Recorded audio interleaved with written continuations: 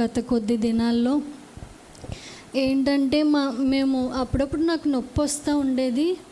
కానీ ఆ నొప్పి మామూలుగా వేరొక నొప్పి అని చెప్పి మీ అందరికీ తెలిసిందే కదా, వేరొక నొప్పి అని చెప్పి నేను భరించేస్తూ ఉండేదాన్ని. చాలా నొప్పి భరించాను. అసలు అది 24 అవర్స్లో చేసేవలసిన ఆపరేషన్. అది నేను చాలా రోజులు భరించాను ఆ నొప్పి అనేది. అయినా నా వల్ల కాదు, కానీ దేవుడు నాకు ఇచ్చిన శక్తి, ఆయన ఇచ్చిన బలమే. అయితే భరించిన కొద్దీ ఎక్కువైపోతూ ఉంటే మేడం ఇంకా స్కాన్ రాశారు. సోమవారం స్కాన్కి వెళ్ళిన తర్వాత స్కాన్లో తేలింది ఏంటంటే ఇలా వచ్చింది, 24 అవర్స్ పెయిన్ అని చెప్పేసి, ఇది అర్జెంటుగా ఆపరేషన్ చేయాలంటే మొత్తం ఫ్యామిలీ అంతా వెళ్ళామన్నమాట. మామయ్య గారు, అమ్మ, మా డాడీ అందరూ వెళ్తే ఆపరేషన్ చేసేయమంటారా లేకపోతే తర్వాత కొన్ని రోజులు మెడిసిన్స్ వాడి తర్వాత చేద్దామంటారని అంటే, లేదు వాళ్ళు వెంటనే ఏం చేశారంటే అందరూ కలిసి, లేదండి వెంటనే ఆపరేషన్స్కి సిద్ధపడిపోదాం, మరలా వస్తుంది కదా తనకి నొప్పి, తట్టుకోలేకపోతుంది ఇప్పటికే అని చెప్పి ఆపరేషన్కి జాయిన్ అయిపోయాం హాస్పిటల్లో. ఇంకా రేపు మంగళవారం సాయంత్రం నాకు ఆపరేషన్. నేను చాలా ధైర్యంగా ఉన్నాను. ఎందుకంటే నా లైఫ్ని నేను ఎలా అనుకుంటానంటే కొన్ని లెవెల్స్గా అనుకుంటాను. అంటే ఒక బాధ, ఒక పెయిన్ అనేది నాకు వచ్చినప్పుడు ఇదొక లెవెల్. నేను ఈ లెవెల్ని ఖచ్చితంగా ఈ లెవెల్లో గెలవాలి. ఈ పెయిన్ని నేను అనుభవించి ఈ పెయిన్ తర్వాత వచ్చే ఆశీర్వాదాన్ని నేను పొందుకోవాలంటే ఈ లెవెల్లో నేను విజయం సాధించాలి, ఈ లెవెల్లో నేను ఓడిపోకూడదని చెప్పి నాకు ఏ బాధలు ఎదురైనా, ఏ కష్టాలు ఎదురైనా, ఏ నిందలు ఎదురైనా నేను ఇదే ఛాలెంజ్గా పెట్టుకుంటాను. ఈ ఛాలెంజ్ దేవుడు నాకు ఇచ్చాడు, ఈ లెవెల్లోకి నన్ను పంపించాడు. దేవా, ఈ లెవెల్ ఇప్పుడు నాకు వచ్చింది కాబట్టి నా జీవితంలో ఈ లెవెల్లో నేను బలంగా స్ట్రాంగ్గా ఉండి దీనిలో నుండి విజయం నాకు దయచే, ఈ లెవెల్ని ఫేస్ చేయడానికి నాకు బలం ఇవ్వ అని చెప్పి ఇదే ప్రార్థన చేసుకునేదానండి. ఖచ్చితంగా నేను దీన్ని ఫేస్ చేయగలగాలి, నువ్వే నాకు బలం ఇవ్వ, నువ్వే నాకు శక్తిని ఇవ్వ అని చెప్పి ఒకటే ప్రార్థన చేసుకుంటూ ఉండేదాన్ని. ఆ తర్వాత మంగళవారం సాయంత్రం ఆపరేషన్కి తీసుకెళ్ళారు. నేను చాలా ధైర్యంగా ఉన్నాను. అప్పటికే నేను చాలా ధైర్యంగా ఉన్నాను. దేవుడు ఇచ్చిన ధైర్యం మామూలుగా మీ అందరికీ తెలుసు, మామూలుగానే నాకు భయం. కానీ ఏంటో కానీ దేవుడు ఇచ్చిన ధైర్యం. అమ్మ వాళ్ళు ప్రార్థన చేశారు అక్కడికి వెళ్ళే ముందు, మా డాడీ అమ్మ ప్రార్థన చేశారు ఆపరేషన్కి వెళ్ళే ముందు. ఆ ధైర్యంతో, దేవుని ఇచ్చిన ధైర్యంతో వెళ్ళిపోయిన తర్వాత నన్ను పడుకోబెట్టేశారనమాట. నా 2 చేతులు ఇలా ఉన్నాయి, పడుకోబెట్టేసి వాళ్ళ పని వాళ్ళు చేసుకుంటారు కదా, చేస్తూ ఉంటే కొంచెం నిమిషాలు అయిపోయిన తర్వాత నా కడుపు అంతా చాలా ఎక్కువగా నొప్పి వచ్చేస్తుందండి. ఇంకా నాకు మత్తు పెడతా ఉన్నారు, నొప్పి వచ్చేస్తూ ఉంది. కానీ ఎక్కుతూ ఉంది, మత్తులోకి నేను వెళ్ళబోతూ ఉన్నాను. కొద్ది క్షణాల్లో చాలా భయంకరమైన నొప్పి, తట్టుకోలేకపోతున్నాను నేను. నా 2 చేతులు ఇలా వేలబడిపోయినాయి అనమాట. నాకు నొప్పి వచ్చేసి, నొప్పి వస్తే కడుపు మీద చేయి పెట్టుకుని అమ్మ అంటాం కదండి, నాకు నొప్పి వస్తుంది, నాకు తెలుస్తుంది. కానీ నాలో నుండి నేను ఏమీ ఎక్స్ప్రెషన్ ఇవ్వలేకపోతున్నాను, నా చేయి కదపలేకపోతున్నాను, నా నోరు కదపలేకపోతున్నాను. నేను నా నోట్లో గొట్టం పెట్టడానికి ఈ దవడని ఇలా పక్కకు లాగేస్తూ ఉన్నారు చాలాసేపు. ఎవరికైనా వెళ్తే వెంటనే వెళ్ళిపోతుందంట ఆ పైపు, కానీ నాకైతే ఇలా దవడ లాగేసి వేరొక పైపు, ఈ పైపు సెట్ అవ్వలేదు, ఇంకొక పైపు, ఆ దవడ ఇలా విరిగిపోతుందేమో అనిపించింది. అప్పుడు గట్టిగా అరవాలనిపించింది, కానీ అరవలేకపోతున్నాను. నా చెయ్యి ఇలా వేలబడిపోతూ ఉంటే అప్పుడు నేను అనుకున్నాను, నా చెయ్యి ఎవరన్నా పట్టుకుని నాతో చెప్తే బాగుండు, నీకేం కాదు, నువ్వు ధైర్యంగా ఉండు అని చెప్తే బాగుండు, నాకు ఎవరైనా నా చెయ్యి పట్టుకుంటే బాగుండు అనిపించింది.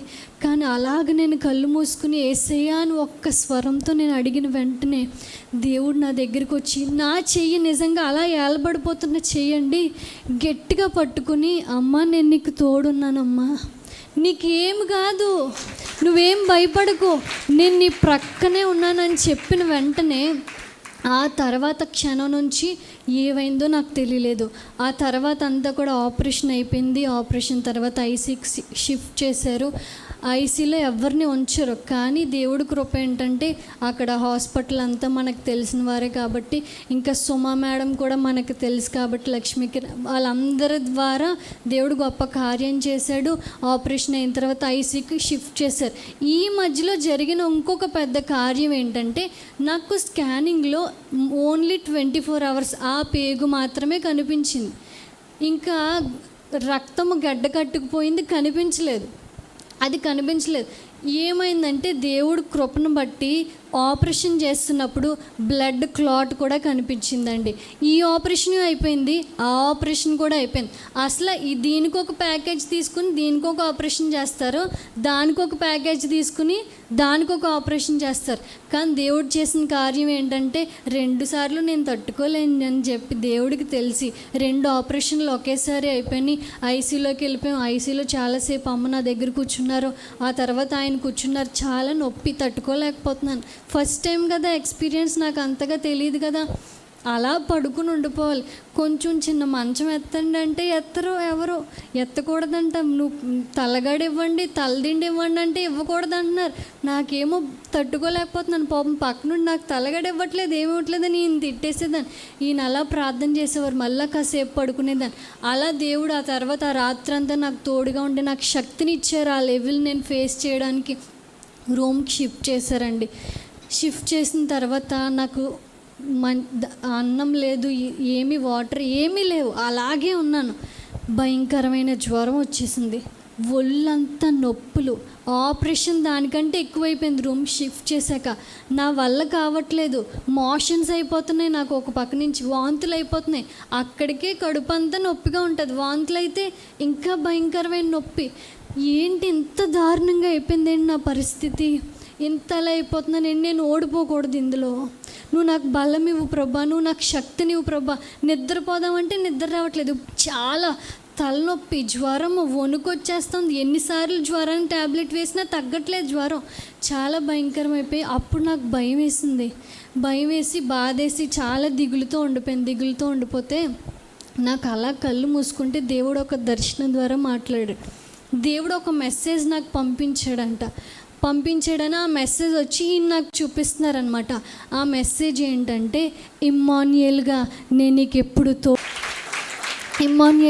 నీకు ఎప్పుడు తోడుగానే ఉంటాను, ఎప్పుడు నీడగానే ఉంటానని చెప్పి ఒక మెసేజ్ ద్వారా దేవుడు నన్ను ఎంతగానో బలపరిచాడు. అవును, దేవుడు నాకు తోడుగా లేకపోతే నేను ఎప్పుడు ఇదే మాట చెప్తాను, దేవుడు నాకు తోడుగా ఉండబట్టే నేను ఈ లెవెల్ ఫేస్ చేసి ఇక్కడికి వచ్చి ఆయన సాక్షిగా నిలబడ్డాను. హాస్పిటల్లో ఉన్నప్పుడు కూడా అమ్మ మామయ్య గారు ఇక్కడ ప్రార్థనలు ముగించుకుని పాపం అక్కడికి ఎంత అలసిపోయినా అక్కడికి వచ్చి చాలాసేపు ఉండి రాత్రి 12 గంటలకు అలా ఇంటికి వస్తూ ఉండేవారు. మా డాడీ ఏంటి అందరూ, మా తర్వాత కుటుంబం అంతటి ప్రార్థన, మా అమ్మమ్మ ప్రార్థన, మామయ్య గారు అమ్మ వాళ్ళ ప్రార్థన, తర్వాత నానమ్మ గారు, వాళ్ళందరి ప్రార్థన. వాళ్ళు నన్ను ఎంతో ప్రేమిస్తారు, నా కోసం ఎంతో ప్రార్థన చేశారు, ఎంతో భయపడిపోయి టెన్షన్ పడిపోయి కంగారు పడిపోయారు. కానీ వాళ్ళందరి ప్రార్థన, మీ అందరి ప్రార్థన, కాకినాడ సంఘస్థులందరి ప్రార్థన నన్ను ఈరోజు క్షేమంగా ఇక్కడ నిలబెట్టింది, క్షేమంగా మీ మధ్యన ఉంచింది. దానికి కేవలం దేవుని కృప మాత్రమే, దేవుని దయ మాత్రమే. దేవునికే మహిమ ఘనత చెల్లిస్తూ ఉన్నాను ఈ సాక్ష్యాన్ని బట్టి. ఇంకొకటి ఏంటంటే ఈరోజు నా పుట్టినరోజు కదండి. మీ అందరూ చాలామంది నాకు విషెస్ చేశారు, యూట్యూబ్లో కూడా చాలామంది నాకు చెప్తా ఉన్నారు. దాన్ని బట్టి నేను మీ అందరికీ చాలా థ్యాంక్స్ చెప్తున్నానండి. మీ అందరు నా కోసం ప్రార్థన చేస్తూ ఉన్నారు. నా లైఫ్, నా జీవితం అందరికీ చూస్తే విచిత్రంగా ఉంటుంది. ఏంటి ఇంతలా రోజా లైఫ్ ఉందేంటి? దీని అంతటికీ కారణం ఏమీ కాదండి. దీని అంతటికీ కారణం ఏం కాదు. నేను ఇంతలా వాడబడుతున్నానన్నా, నేను ఇంతలా పాట పాడుతున్నానన్నా, ఏం చేస్తున్నానన్నా దాని అంతటికీ కారణం దేవుడి కృప. అయితే తర్వాత మా మమ్మీ డాడీ అండి. ఎందుకంటే నన్ను చిన్నప్పటి నుంచి చాలా భయభక్తులతో పెంచారు. చాలా వాళ్ళ నీతి, వాళ్ళ భక్తే నాకు ఇంత ఆశీర్వాదానికి కారణమైంది. మా మమ్మీ ఎంతలా పెంచేవారంటే చాలా స్ట్రిక్ట్, అలానే ప్రేమ ఎక్కువే, గారం కూడా ఎక్కువే, ఏది తక్కువ కాకుండా చాలా క్రమశిక్షణలో పెంచారు. నేను పాట పాడుతున్నానంటే ఇంత చక్కగా కేవలం మా మమ్మీయే నాకు నేర్పించేవారు.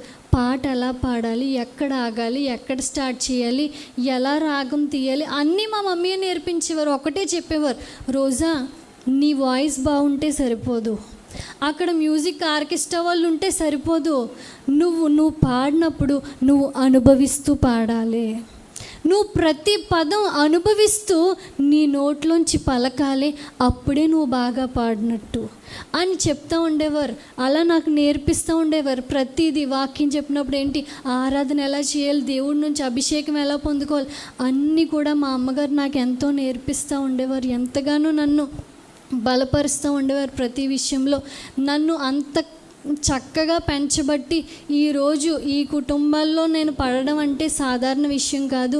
ఆ అదృష్టాన్ని దేవుడు నాకు దయచేశాడు. వాళ్ళు నన్ను పెంచిన పెంపకం వల్ల నేను పెరిగిన విధానం, దేవుడు నా భక్తి, నా ప్రార్థన, మా మమ్మీ డాడీ వాళ్ళ ప్రార్థన, కాకినాడ సంఘం ఎంతగానో ప్రార్థన చేసేది. ఏమనంటే, రోజాకి ఏమీ తెలియదు ప్రభా, రోజాకి ఏమీ రాదు, తనకి మంచి భవిష్యత్తు ఇవ్వండి, తనకి తగిన భవిష్యత్తు ఇవ్వండి అని ఎంతగానో ప్రార్థన చేసేవారు. వారందరి ప్రార్థన మేరకు దేవుడు నన్ను ఈ స్థానంలో నిలబెట్టాడు. దాన్ని బట్టి సమస్త మహిమ ఘనత దేవునికే కలుగునుగాక. ఆమేన్.